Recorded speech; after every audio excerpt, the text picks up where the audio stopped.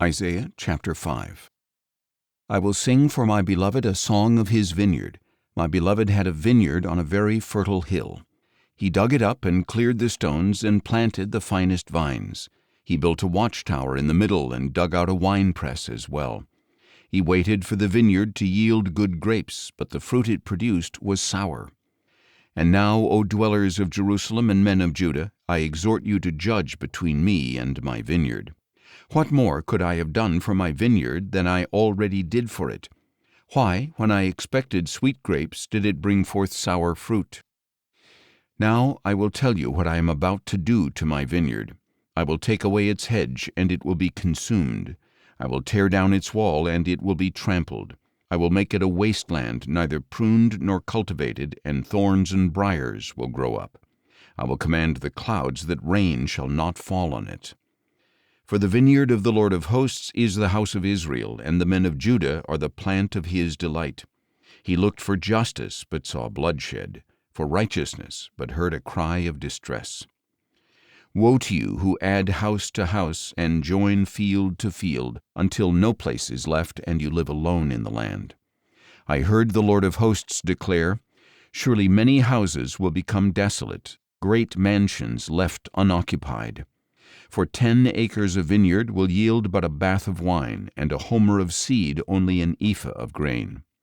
Woe to those who rise early in the morning in pursuit of strong drink, who linger into the evening to be inflamed by wine. At their feasts are the lyre and harp, tambourines and flutes and wine.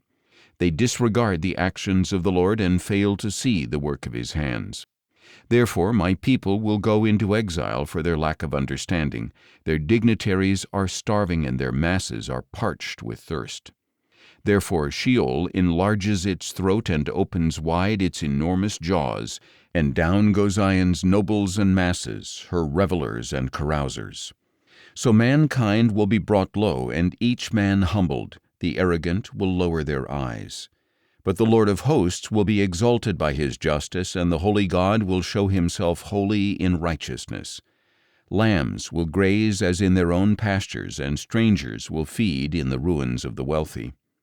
Woe to those who draw iniquity with cords of deceit and pull sin along with cart ropes, to those who say, let him hurry and hasten his work so that we may see it.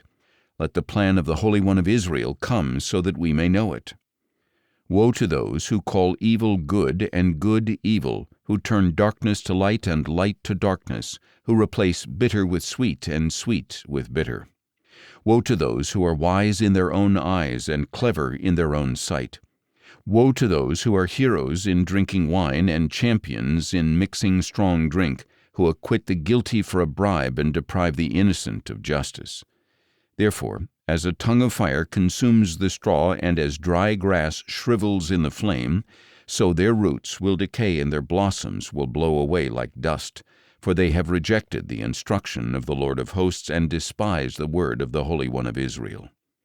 Therefore the anger of the Lord burns against his people. His hand is raised against them to strike them down.